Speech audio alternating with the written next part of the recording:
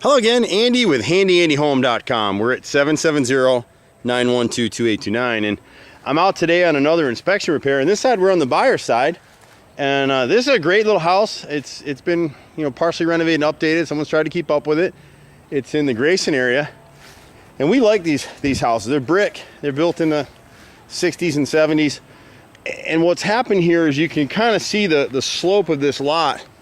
And it's funny because we went to the house next door. It's also for sale, so we were at the wrong house for a second. But it's got a negative slope from the street. It crests right about here, and then it drops straight down.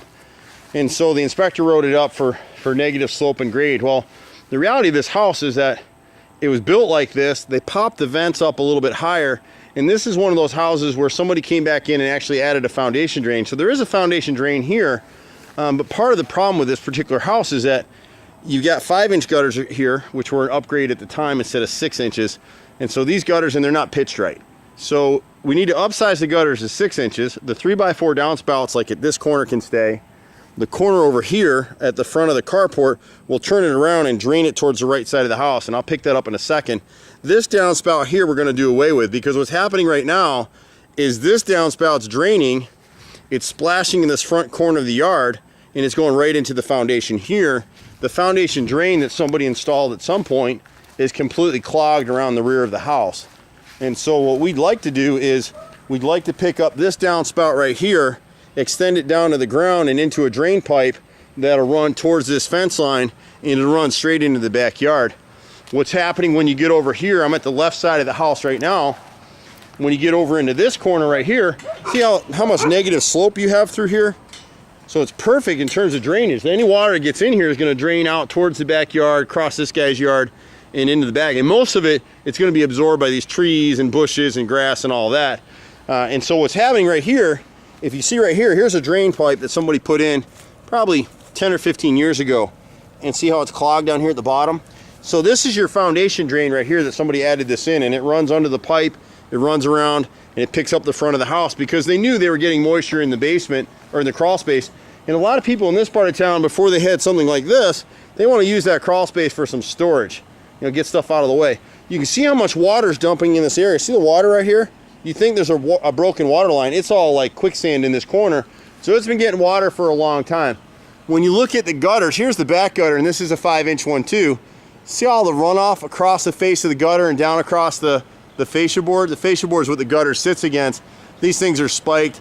They're not hung properly anyway. And then it runs into this addition that somebody built across the back of what was a deck, and they closed it in for space. And we'll get to that one in a second. But so for this one, we'll go ahead and change this gutter out to 6-inch.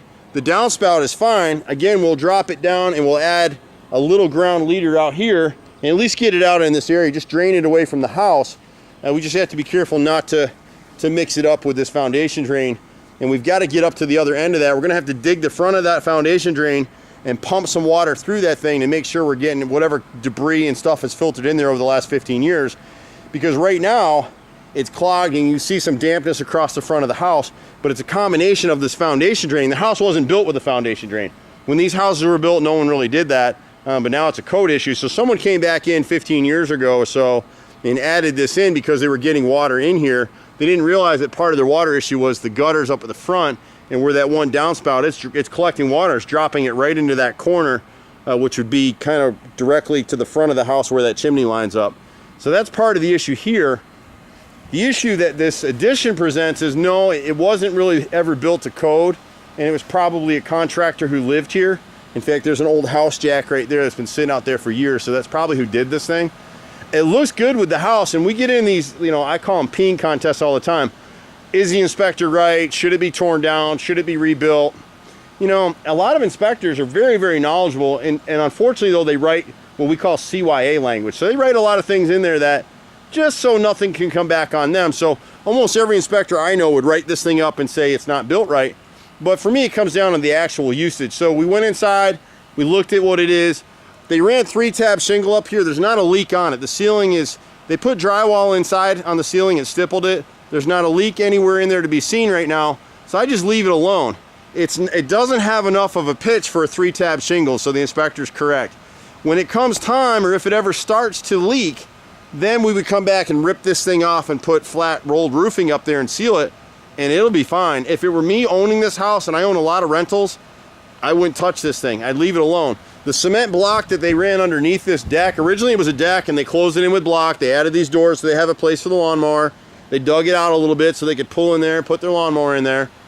They need to add, we really need to pull this end board off of here and run some screws into the joist from the deck, the old deck that's under there, into the band board and the rim boards here, just to give it some extra support. Add some screwed in braces on the insides all the way around, and this thing is fine. You can see the foundation on this thing hasn't shifted at all. There's no water inside of that thing. He's got all his power tools and lawn equipment with no issues. Here at the left rear corner, we got a little rot in this edge board, the band board here, and this corner board on the side. I don't know where this underground drain goes. We'll run some water down it and see. We might be able to use it. But what we'd like to do in this corner is add 6-inch gutters, pull this cap off right here, and run a 6-inch gutter that'll tie into a new piece here. I don't like this joint right here that we'd have to make, but it'll catch some of the water that's dropping here against the foundation at the back of the house.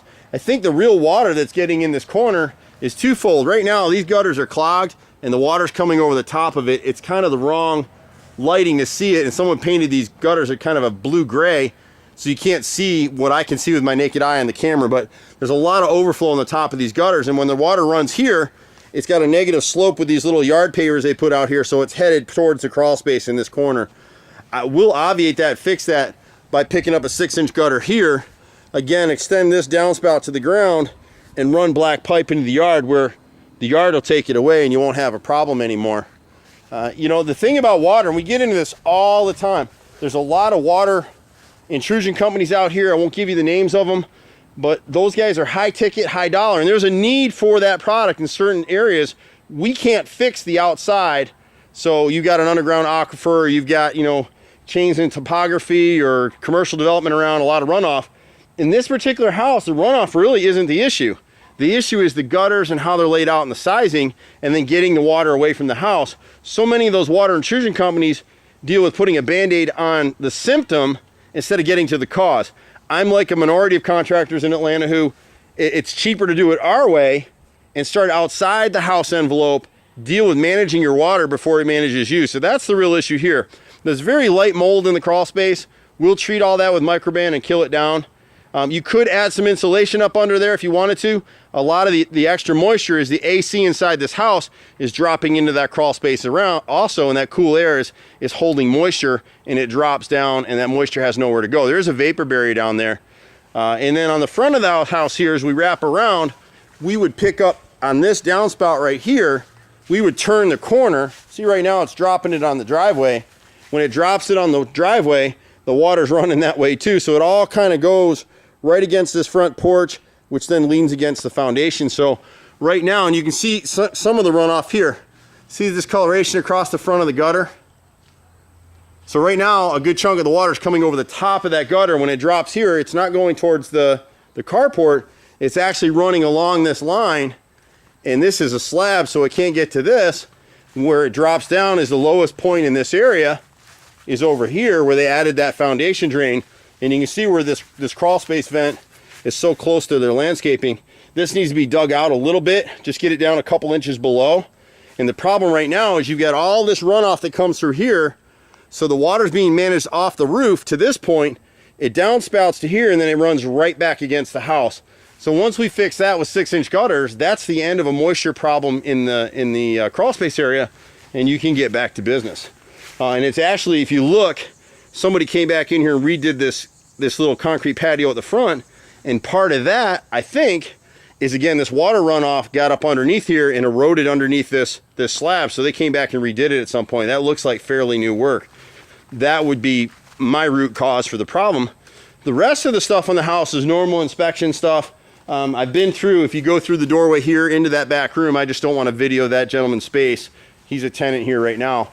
But overall, that'll solve a lot of the problems with this property, and it's relatively cost effective to do that. So I'm Andy with Handy Andy. We pretty much do everything from an hour to 2 weeks in duration. You can reach us at 770-912-2829. Just be patient with us. We've got a good group of guys working. We cover the metro Atlanta area, and I still wield hammers and tools in this place too. I'm a 4th generation contractor. Anything you need, just let us know. We specialize in a lot of inspection repairs for realtors all over the metro Atlanta area. My brother's a master carpenter. We make all kinds of cool stuff. But this job is very straightforward for us. So again, Andy with Handy 80, 770-912-2829. See you at the next house. Bye for now.